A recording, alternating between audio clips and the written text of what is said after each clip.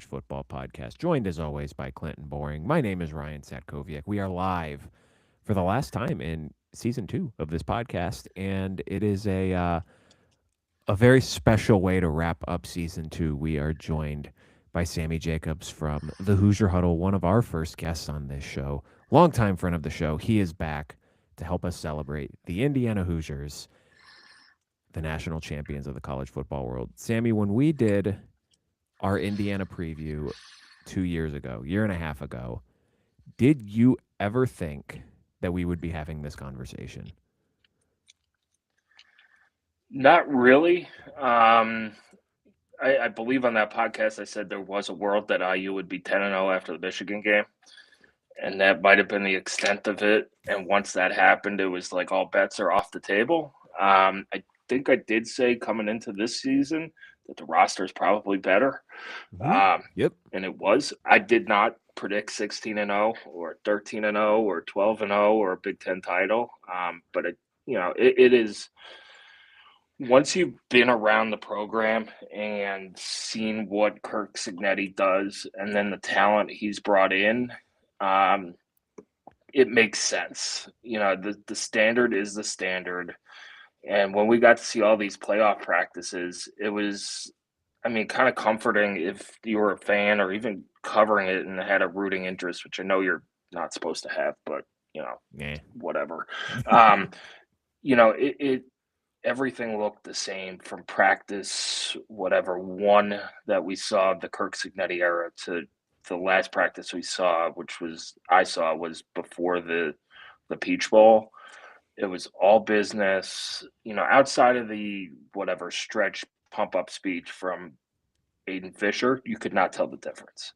And I think that goes to the mindset of this team. They were extremely mission focused. This team was extremely close, which in the portal era it's just different. And you had guys like Fernando Mendoza, Pat Coogan came in from Notre Dame, and they didn't. I hate to say they changed the culture because they didn't, because the culture was set by the 2024 team with guys like Curtis Rourke and Surratt was there, Aiden Fisher was there. You had James Carpenter, Zach Horton, Mike Kadick as well.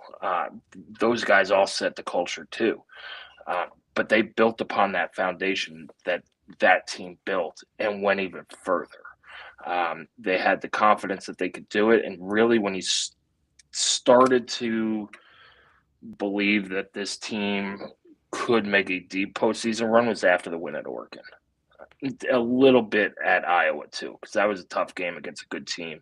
But after the win at Oregon, and I still kick myself, I should have bought Big Ten championship tickets in bulk when they were still $120, because we bought my wife one like a couple hours before the game. It was like $700. It was like, come on. But yeah, well, she sat in the Ohio State section by herself and did not murder or get arrested or do anything. So kudos to her. And she was at the Rose Bowl and the national championship game. So it's been a fun journey to have her along basically the whole way down the stretch. But yeah, this season was super special. And it's just the guys are special. This was a special team.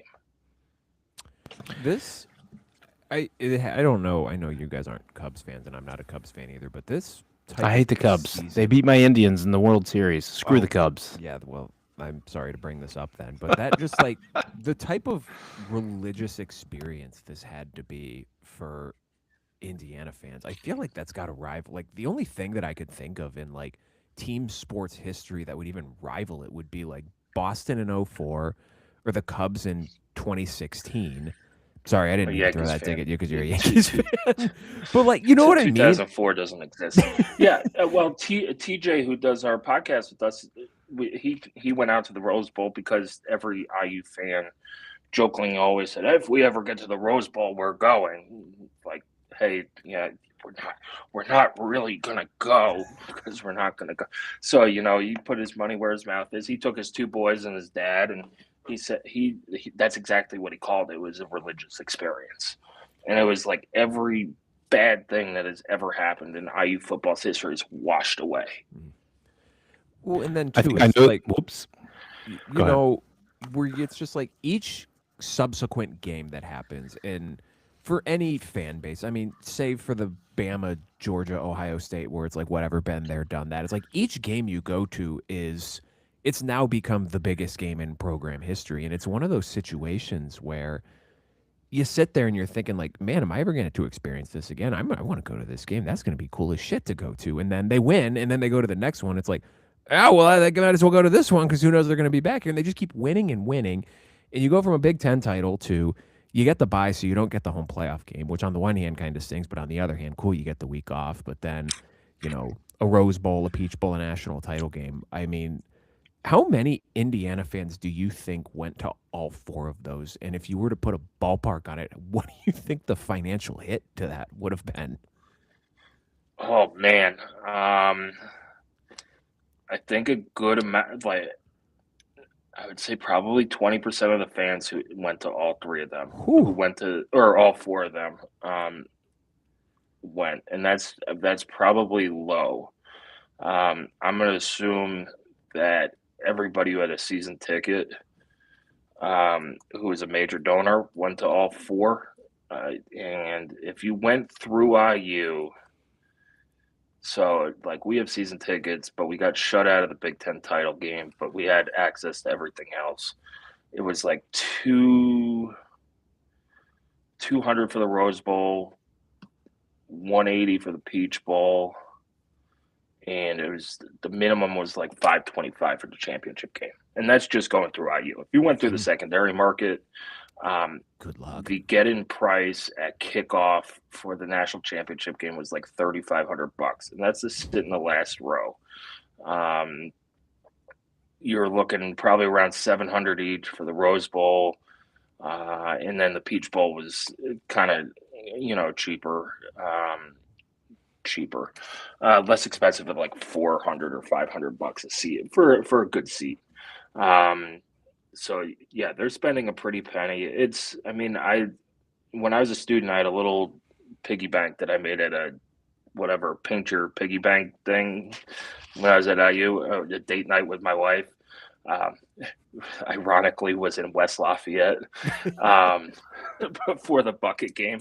We went to a bucket game. It was a miserable bucket game, but we went to the bucket game, and the night before we went to whatever it was, Paint Your Pot type of place, and they had a football piggy bank, so I made it the Indiana Football Travel Fund. That would have been shattered by now if Learfield didn't pay for travel. But I assume that's what fans did was, hey, we're going to save up every year for the postseason. They don't make the postseason a lot, and we're going to do this. Plus, maybe people bought 4 tickets and sold 2 of them, and you make your money back. That's kind of what I did with my Rose Bowl and Peach Bowl tickets. Was sold them. I got scared off from the price of the national title game. That was a mistake. But it was, and maybe it's because of the novelty of it that Indiana was the number 1 seed, the number 1 team. You went to the Rose Bowl for the first time since '68. Atlanta's a really close trip. You saw that there was like 95 or 90% IU fans at that game. And then, the people who were like, Rose Bowl's too far. It's January 1st. Flights are ridiculous. We're going to save it for the Peach Bowl. And that's what they did. And then you had, a really nice sized IU crowd in Miami to play Miami. That crowd was probably 60-40 IU fans. So they travel well.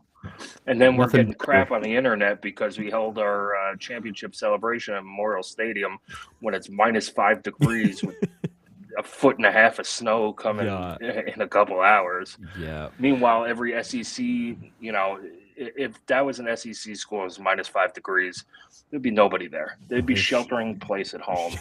Shut the city. Well, that was one of my questions. One, did you go to the celebration? I did not. I had postponed my family, my wife's family's like holiday celebration.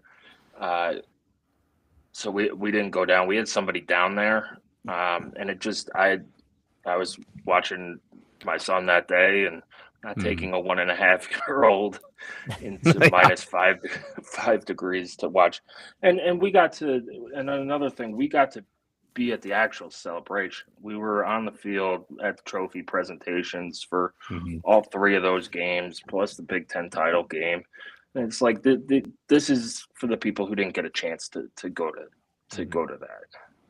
Absolutely. Plus, it's live on TV. So I read that it only went from 1 to 1:30, and maybe that was just the live portion. Was the weather what changed that? Because I remember watching OSU's last year, and I'm pretty sure that was like an hour and a half.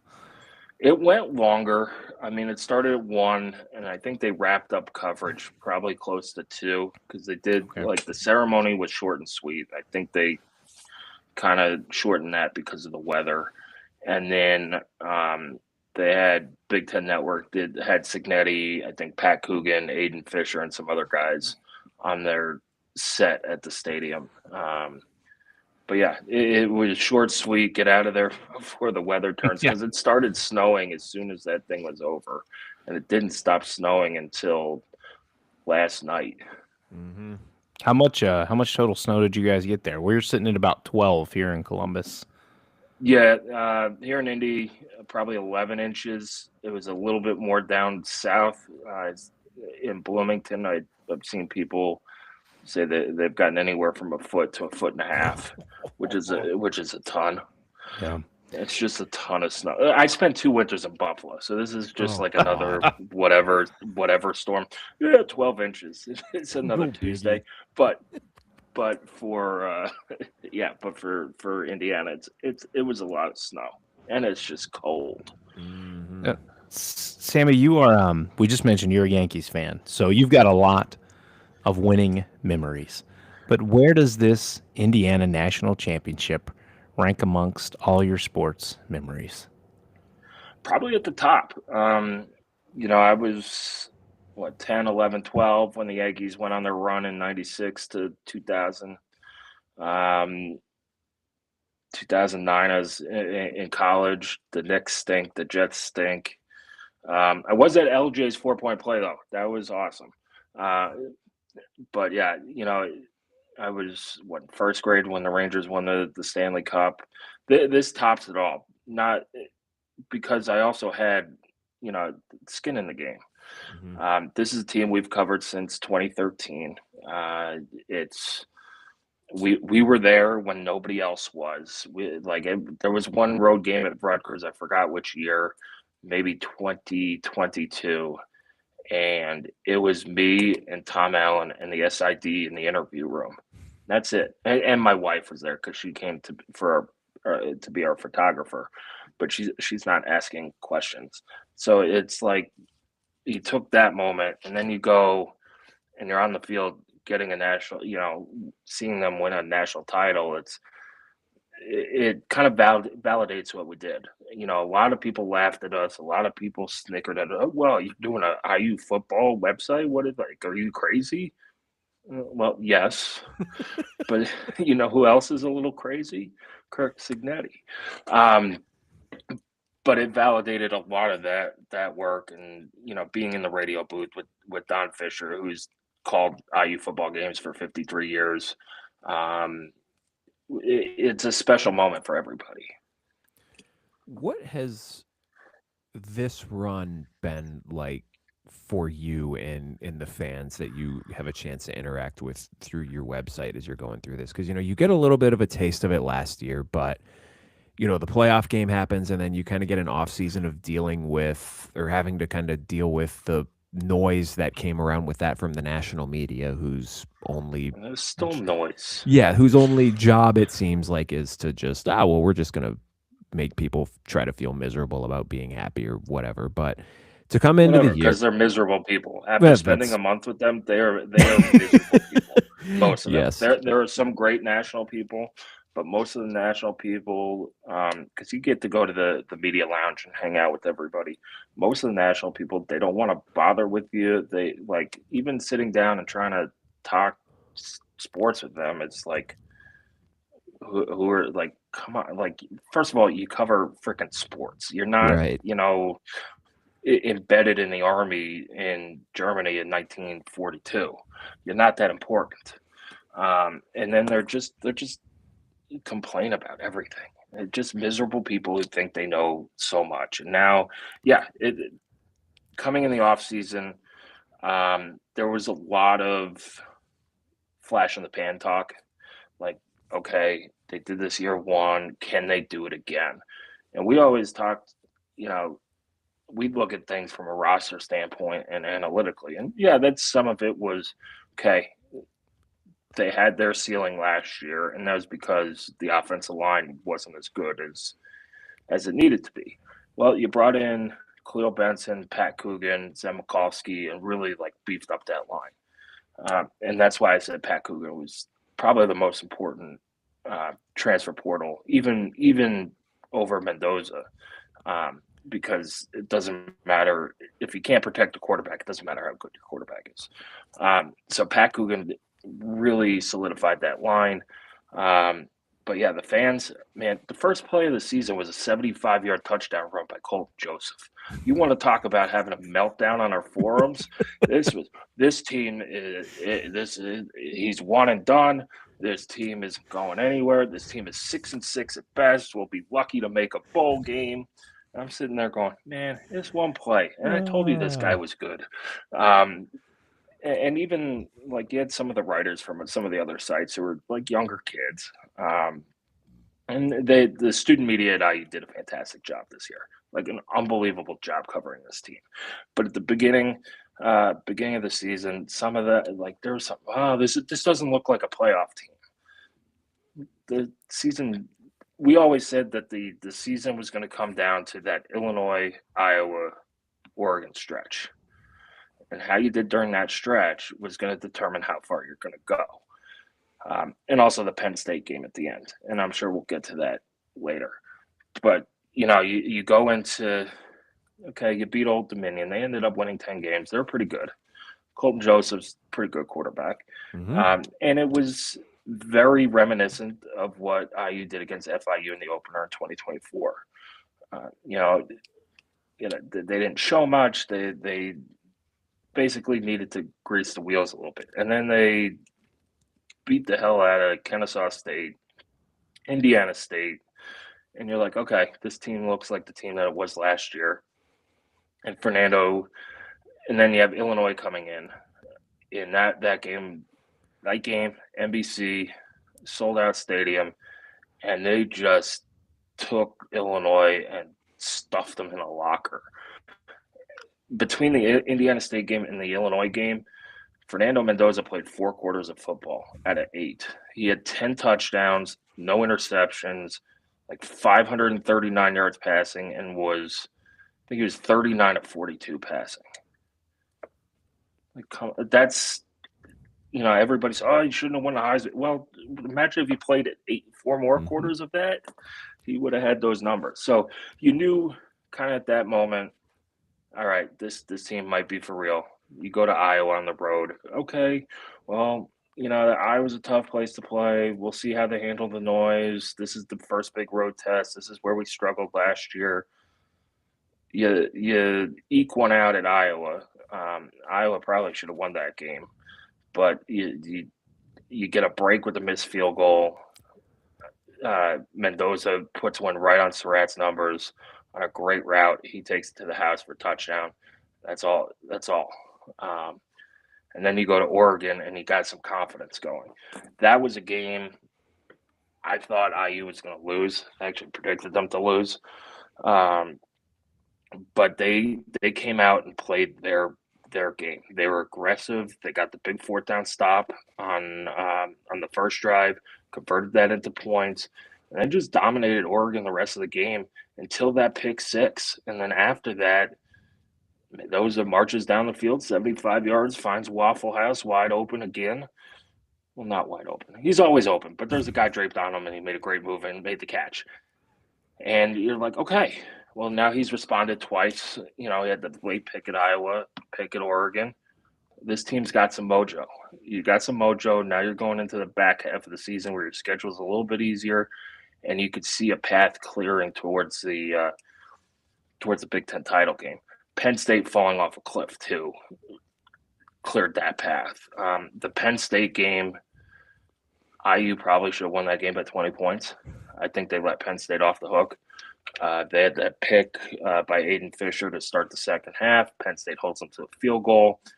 And that's a game we had a temporary radio booth. And so we were in the stands at halftime, and fans are down. Man, they're like, man, if IU scores a touchdown in the first drive of the second half, we're going to go tailgate. It's 50 degrees in State College. It's sunny. We're not going to see this for another 5 months. Let's just enjoy the day. But they held them to a field goal. Penn State comes roaring back, and then, man, probably the most improbable drive I've ever seen. You get a sack on the first play. It's 2nd and 17. Clock's running, 1:30 left. And after that, it was like watching Beethoven go to work. Sig ran like the same play 3 times in a row. This is like a video game. Like, okay, we hit the go route. Why? Hit another go route. Okay, let's spike the ball. It's throwing up to Charlie Becker. Makes an unbelievable catch that gets overshadowed by what's coming up next. Penn State goes into all-out blitz. Hammers Mendoza. I thought he might have overthrown it. But, man, Omar Cooper with his 40-some-odd inch vertical grabs it before it hits the goalpost and gets his foot in by, like, just a blade of grass. And it was that kind of made it, okay, we're a team of destiny now. You know, I'm glad you mentioned Pat Coogan, because I was thinking about this today, and I don't remember if I like overtly said it on our recap show the way that you phrased it, but I think he was one. I would agree with you that not only probably the most important transfer portal addition on the team, but I think you could argue one of the most impactful transfer portal additions of the last cycle. You know, this was a guy who in 2023 was playing guard for Notre Dame, and then coming into last year, he gets benched. They have younger guys. They're like, you know what? We think they're better. We're going to start them over you heading into Texas A&M. And they have injuries on the line. He comes in. He plays well at a position he didn't even play the year before. He becomes the emotional heartbeat of the team. We all saw the speeches before the playoff game. I mean, this is a guy who was a vocal leader on this team. And, you know, they go into the offseason, they say, look, we can't guarantee you a starting job. He says, well, it's my last year. I want to play somewhere. And he comes in, and it seems like he took up that same role with the Hoosiers this year. When you're looking at guys like him, you know, like Charlie Becker, who in that Penn State game came out of nowhere and then was a monster for the entire second half of the season against some of the best teams you could possibly play on the way to a playoff run. Who are some of the, you know, we know the big names, you know, the Fishers, Kamaras, Mendoza, Surratt. Who are, when you look at kind of the unsung heroes of this team, who are some guys that you would throw up there that belong on that list? Yeah, I want to go on record and say I did have Charlie Becker as my breakout star preseason. And it was almost to the point of where I was like, he might be too obvious of a player to do it. He's phenomenal, and he has great hands, and he comes up big. He's 6'4", can run. Was a track state champion in hurdles in Tennessee.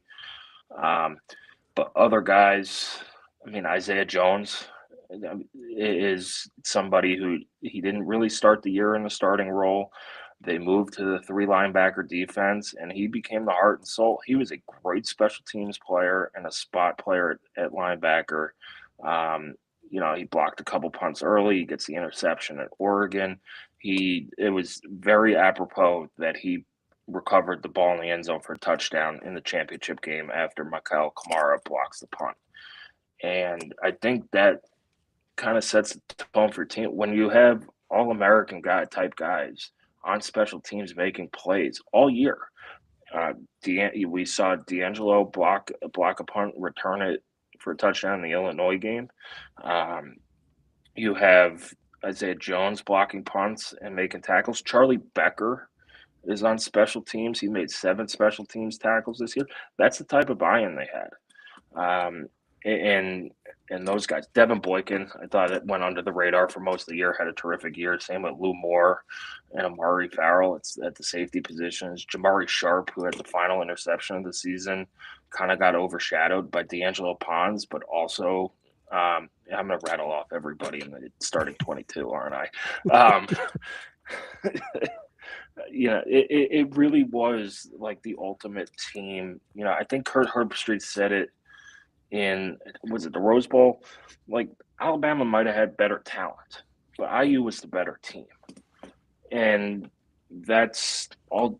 It was so refreshing to see. And I think for college football fans that, weren't in the way of Indiana, whose teams weren't in the way of Indiana, kind of appreciated that, because that's what the sport is missing, is that kind of team where it could be anybody from any time, anywhere, like Kalon Black and Roman Hemby splitting carries. And you had Kobe Martin getting 7 touchdowns in mop-up time. It was just the ultimate team performance.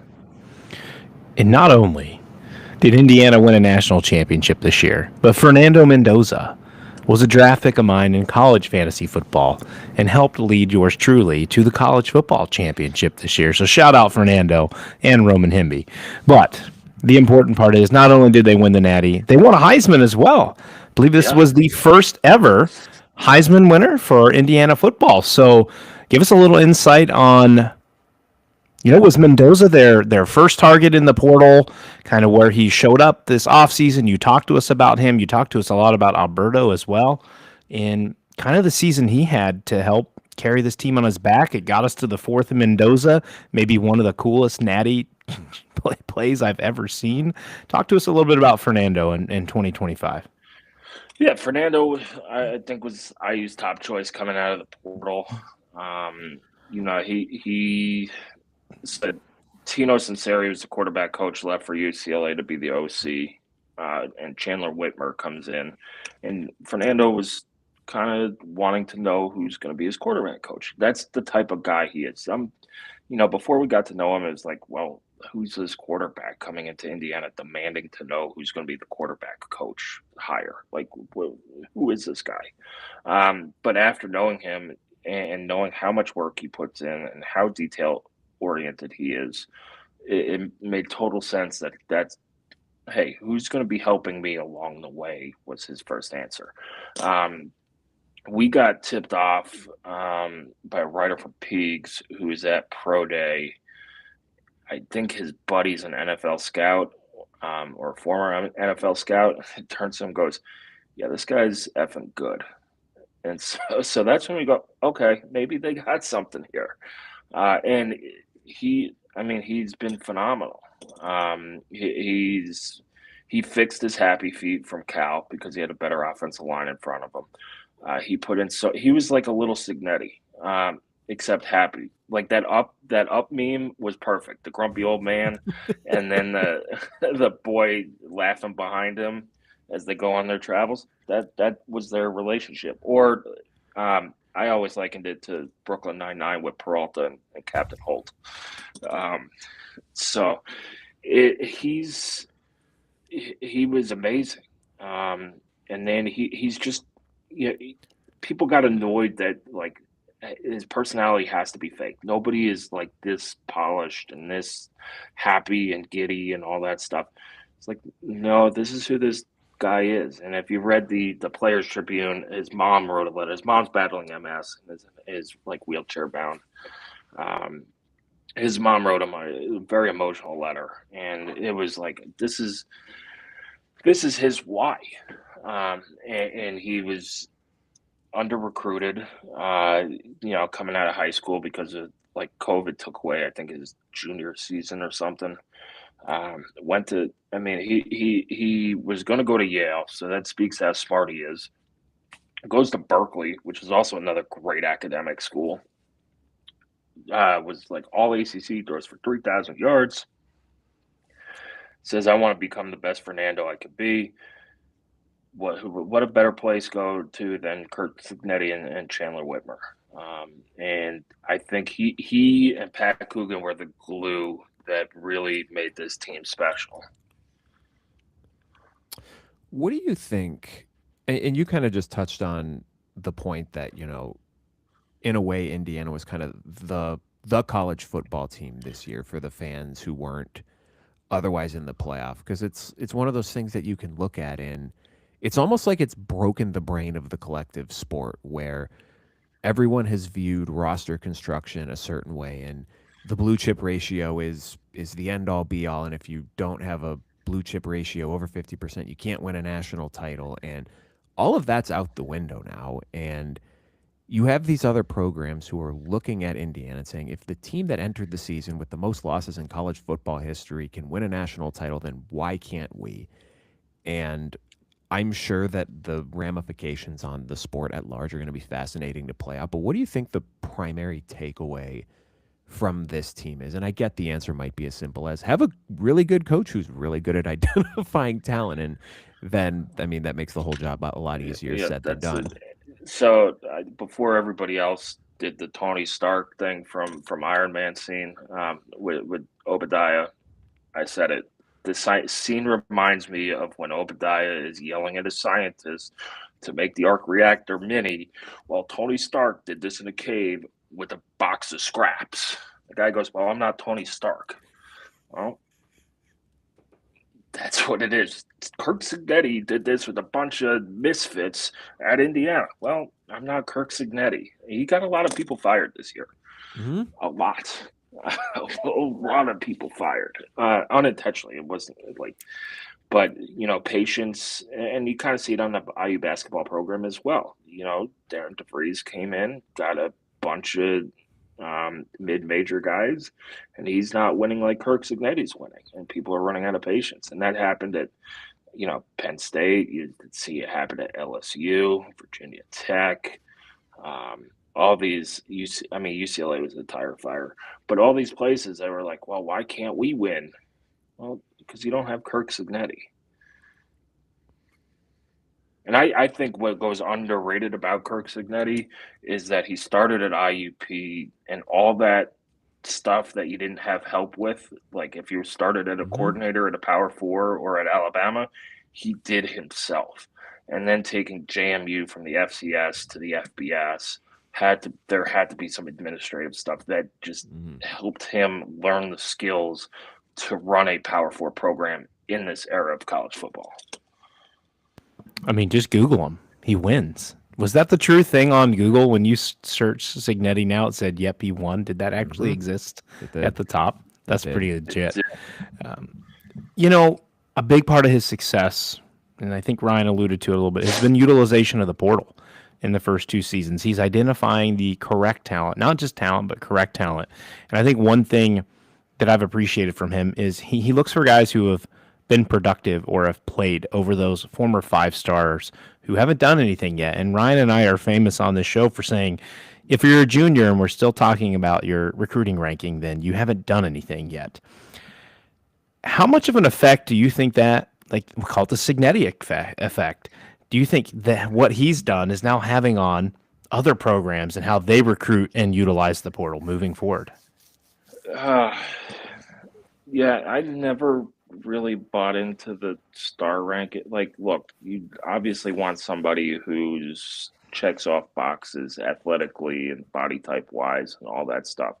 And that's how, it's easier to make a superhero out of that clay than take a 2-star and make them into Fernando Mendoza. Those stories just don't happen often.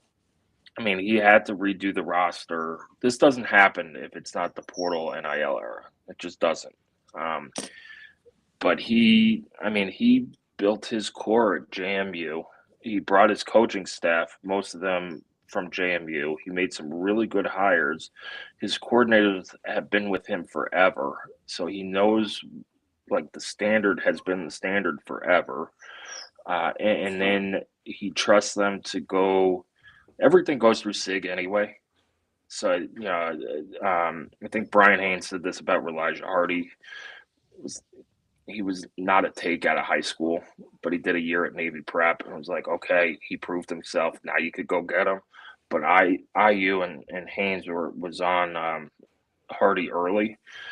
But that's the thing. It's you got to scout. You got to get guys who fit your culture, and then in the portal, you want guys who have been through the battles, who you could trust to get the job done. And for the most part, have they missed on some portal guys? Yeah, sure. Um, but I think with everybody getting this TV revenue share, it's there's still the win the press conference or win the recruiting rating battle. Like, why are you paying $5 million or whatever for a quarterback for Brandon Sorsby when there are better? Like, you need to go get offensive linemen, wide receivers, give them tools and all that stuff. And that's what I think Sig does well, is that he budgets per position. Is not really going to budge on it, and will go find the best player that he could find and best players. And look, Fernando Mendoza was the only guy getting paid 7 figures on that team, and it was not much over 7 figures. So, Well, all these Mark Cuban was writing $80 million checks, and they're getting 40-year-old guys who used to play for the Jets. No, none of that is true. They are an elite talent evaluator, and they're gonna. It is they have to balance out the classes now with high school guys, because you want to bring in guys and develop them because it's budget friendly. If you're ever built a dynasty or franchise mode in Madden, you want to get your younger guys in there as well.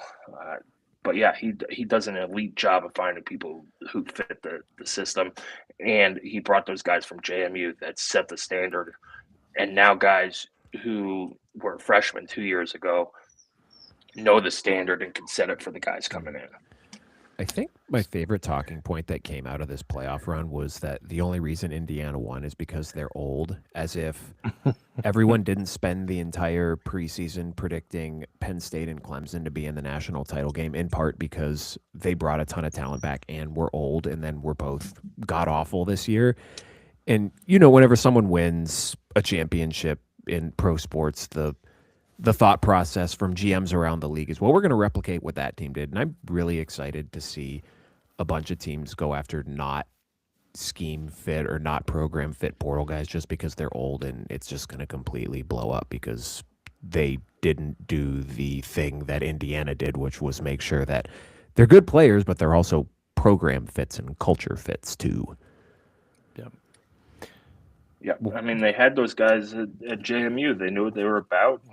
There were guys that he left at JMU too that may have not have were good players, but may not have fit the culture. But yeah, we went through a lot of excuses. The first one was Indiana didn't play anybody. Or wait, sorry. The first one was their schedule is too tough this year, and that Fernando Mendoza wouldn't be as good as Curtis Rourke.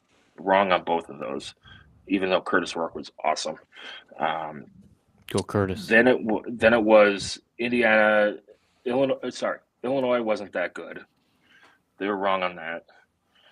Indiana hasn't played anybody on the road. Well, they were wrong on that. Indiana didn't play anybody. Everybody stinks on their schedule. Well, Ohio State stinks. Now they're too old. Then they're stealing playbooks and practice film from other people. And then, Mark Cuban's writing $80 million checks. It's like, none of that is true. You have an insane coach who watches an insane amount of film and has two very good coordinators who have been with him since the beginning. And Brian Haynes is just as much of a psychopath as Curt Cignetti. Do you envision those two, maybe especially Haynes, being up for head coaching jobs at the end of next year, especially if they follow up with another very successful season? Yeah, I think that's why Haynes is getting $3 million or whatever he's getting paid, is because people are after him. And the natural progression is, take a head coaching job. But I don't think he's going to take one of these. He's not going to take that pay cut to go coach at G5. Sig's story happened because Sig was 50. Brian Haynes is nowhere close to 50. I think, that losing Haynes would be a harder fill than losing Mike Shanahan, just because Sig is an offensive guy. But both of those guys, they should be up for jobs. They're great coaches. I hope they choose to stay in Bloomington, but it would not shock me that after this year that IU's looking for a coordinator or two. Hey, you guys took Josh Hoover, but I'm just saying Parker Navarro was another OU quarterback who got a 15th year of eligibility. I'm kidding. You don't want him. He throws too many interceptions. He can't throw a football. He throws too many picks. What was I going to say? The people constantly knocking, and of course it's always we have a TV rotation at work because we have Dish Network. I know we're way out of style, but it rotates like every half hour, and it's always on ESPN, of course, for something. And how many times this year I can't tell you that I saw Paul Feinbaum or whatever other ESPN buffoon belittling not only Indiana but just the Big Ten, because every time Ohio State, Indiana, or Oregon would win a game, well, the Big Ten's just not that good. They're not that good. They can't compare to the SEC. Well, You're right. They've now won 3 straight national titles. So in a broader picture, Sammy, how big is this that the Big Ten has 3 straight? The SEC can only win playoff games against themselves and hasn't been in a natty in 4 years. How big is this for the conference on the whole, man, when we compare nationally now? And the Big Ten essentially asserting their dominance. I think it's huge, and I think a lot of that is due to NIL. Now it is legal to pay players, and everybody's doing it. And guess what? Big Ten alums are super wealthy. It's no longer Joe Schmo's car dealership handing out paper bags of money. It's Mark Cuban and dudes who own sports franchises or, whatever, billion-dollar companies writing checks.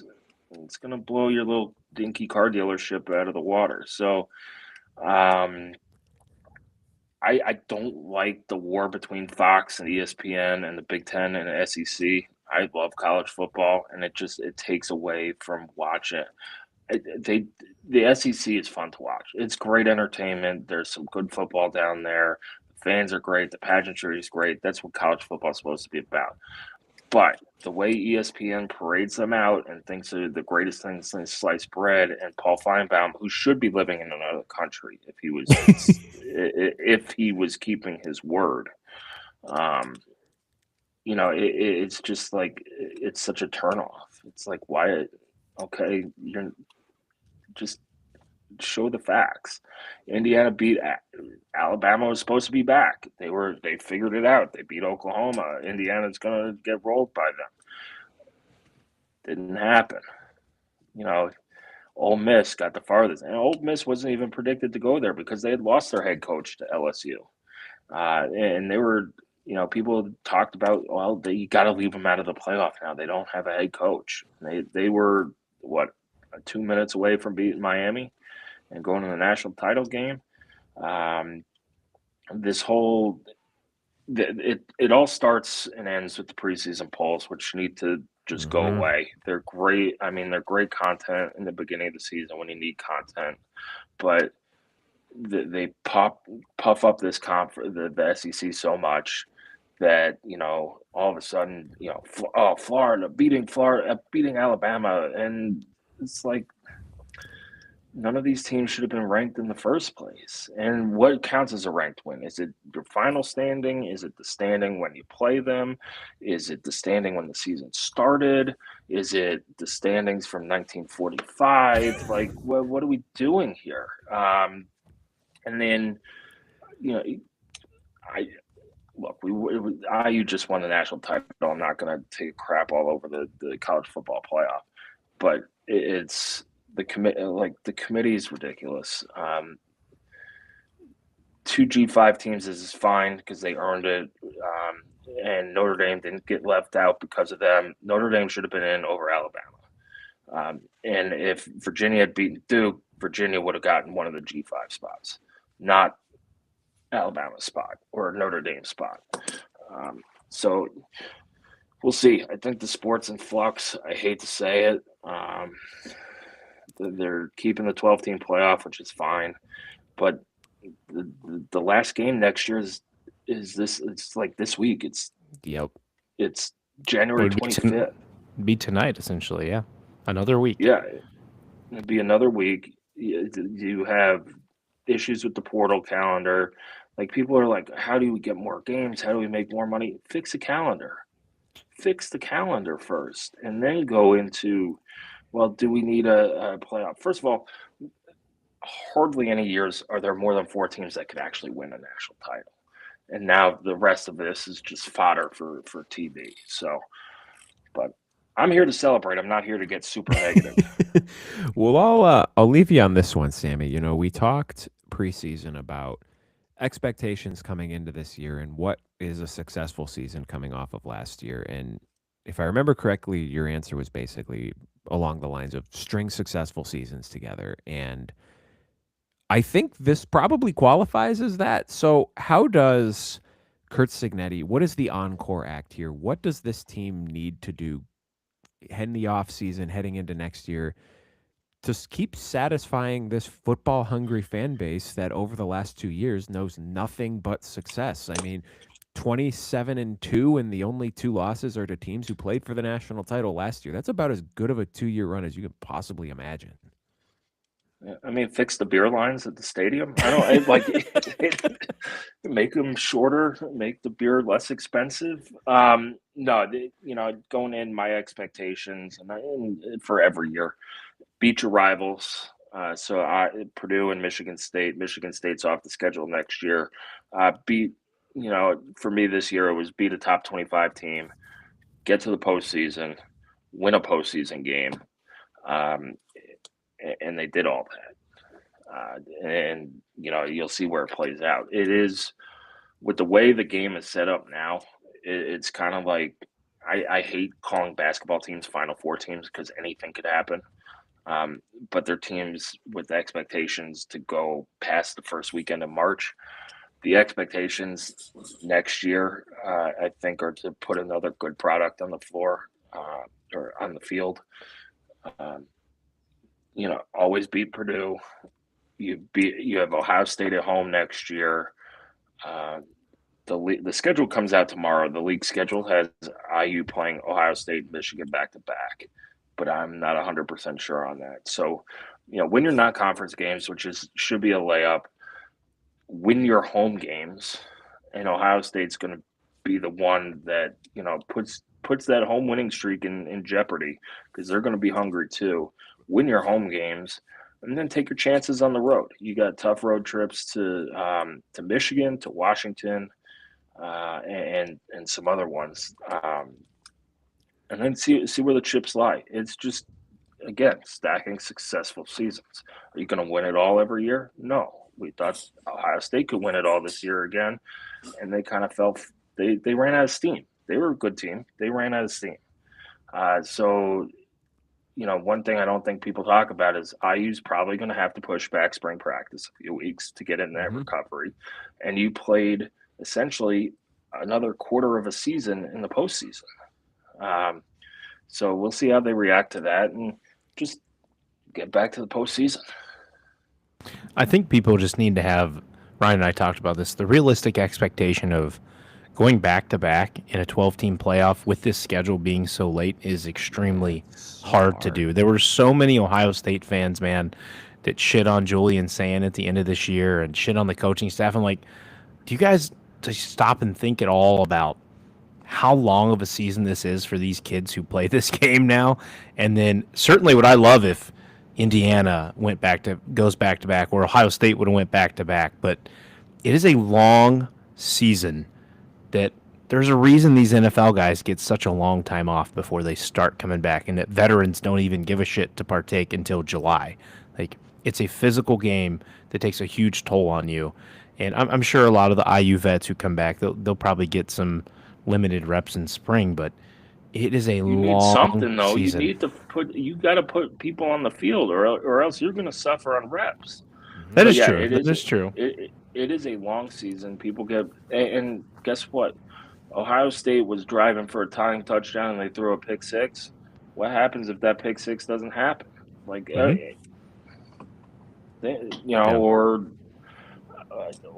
Miami gets called for pass interference in the end zone against Ole Miss, or that guy from Ole Miss doesn't get behind the defense in the Georgia game. Like anything could happen too, and that's the thing. Yep.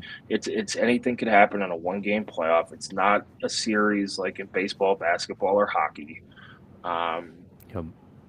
You know, it's sometimes the team with the most talent doesn't win a 1-game playoff. Nope. Don't need to. It's not a 7-game series. We talked about this. One of the Ohio State players made that comment. If we play Miami 10 times, we win 9. Well, guess what? You didn't win the one that matters. And that's the same thing for anybody else. It's any given Saturday. That's the whole entire point of college football. I need to win once. Except it's on a Thursday or a Friday or a Monday. Right. I hate having a championship game on a Monday. I would love to have our natty on hell, I'd prefer a Friday night, but I'd love it to be on a Saturday night. And again, as we talked In about, true Big Ten fashion, can we get a nooner championship Big game on noon Fox? with Joel and Gus to call it. No. Side congratulations. Enjoy all the big noon games you guys get this year from winning the Natty. Maybe you guys can throw. I love covering for noon us. games. Well, I bet I Ohio love State, covering Indiana games. will be noon. Yeah. 100%. Yes. That's the sports writer's dream is the noon game. You get in, you get your work done, you get home for dinner. Or you get home for the rest of the games. Yeah. Like 3:30 is the worst for watching games. Oh my 8 God, o'clock, I you just agree. get home. You get 8 o'clock, you get home at some ungodly hour, but you get to watch the games leading up to it. But noon, man, yeah, sure, you wake up a little early, you go down, have breakfast, and you get to watch all the other games. Yeah, maybe they'll give that game to CBS and throw them a bone. Oh my God, they deserve it. Yep. They deserve it. Hey, they got the Indiana-Oregon game this year. That was pretty They did. fantastic for them. We Yeah, have, so we're I'm gonna just- make, you can't make Oregon do big noon at home. The hell you can't. They wanted to come join this conference. No. Make those people get out of bed. Oh my Lanta. No, their penance was Friday night games. Yeah. Yep. There you go. That's what they got. Something like that. Clint, you got anything else, man?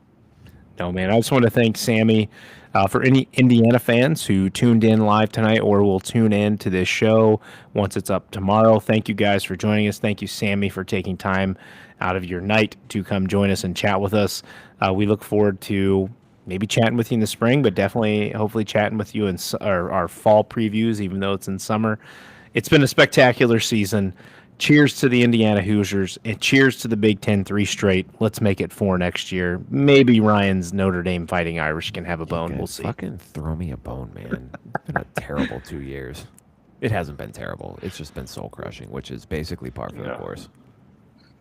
Win your games. Fucking A. You're telling me. 100%. So, yeah, guys, thank you a lot, and you guys have been awesome plugging us on social media as well. It's always a pleasure coming on talking ball with you guys. So anytime you guys want to reach out and talk ball, let me know. So Oh, enjoy, we'll take you up and on hopefully that, man. we'll see you in the fall. Absolutely, All man. right. Thank you, Sammy. Congrats on the run, man. Yep. Deep down, I'm a college football romantic, so I'm happy for you guys. I love seeing new blood get to be happy. It's pretty cool. Yeah, it's pretty fun. There were a lot of Notre Dame fans rooting for IU too. Better than Miami. Better than Miami. That's all I'll say. Yep. Everyone, thank you for joining us this evening. This is our last live show of the spring, fall, whatever season we're in right now. 4 episodes for you guys in February. They will all be pre-recorded. We are going to record them Wednesday night. If anything big, crazy, breaking news-wise happens, maybe we'll go live. I don't know. We'll figure it out.